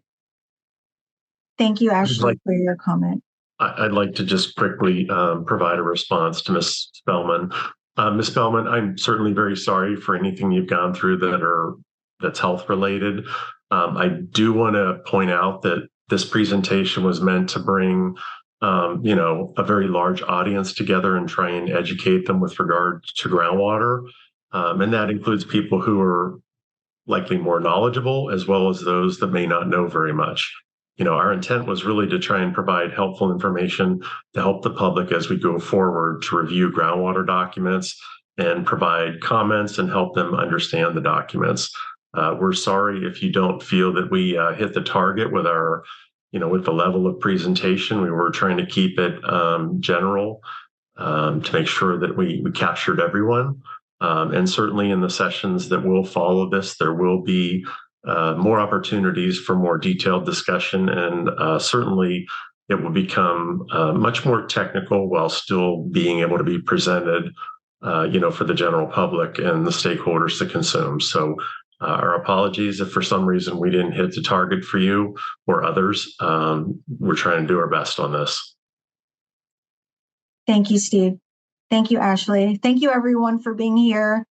We do have some open questions in the typed Q&A. We'll do our best to respond to those and get back to people and to address additional questions in the upcoming workshops. On this slide is a reminder of the upcoming workshop titles, the dates and the times for the groundwater workshops, as well as the site visit. You can visit the DTSC events page or the SSFL webpage to register for the workshops that will also be held on Zoom, and for the site visit that will be held on location at the Santa Susana Field Laboratory on Saturday, April 6th from 9 a.m. to 12 noon. That site visit will be recorded, so for those of you who aren't able to attend, you will be able to review the video. Many of the questions and topics elevated during the groundwater listening session and survey will be addressed in the subsequent SSFL focused workshops and site visit. DTSC released the final Program Environmental Impact Report, the PEIR, for SSFL in July of last year. The next steps include Boeing, NASA, and DOE to submit draft cleanup plans or decision documents describing how they will clean up their areas of responsibility. Each plan will have its own timeline, public notice, and public comment period. These cleanup plans will focus on soil and groundwater cleanup. The first groundwater decision document and public comment period is expected to begin later this year. Please visit the DTSC SSFL web homepage to access the groundwater survey if you would like to submit additional groundwater topics or questions. Remember that the survey will remain live throughout the workshop series. We also welcome you to submit any additional questions to us using the new SSFL community survey that will remain on the bottom of the homepage. And you may also sign up to receive SSFL project updates by signing up for the e-list. Please visit the DTSC SSFL web homepage, our public participation page, or EnviroStore. You can find additional resources and information, including site-wide information, air monitoring reports, project documents, cleanup plans, and more. And we would also like to hear your feedback about tonight's workshop. You can access the SSFL Groundwater U workshop series feedback form from the SSFL homepage tomorrow or the survey link on the screen. You may also scan the QR code. You're welcome to fill out the feedback form after each workshop, or you may wait if you plan on attending the next two workshops and/or the site visit. This slide includes DTSC contact information for SSFL for more ways to stay connected. I will leave this slide up briefly. Thank you to everyone for your time and for your participation this evening. We look forward to seeing you at the upcoming groundwater workshops. Thank you and have a great evening.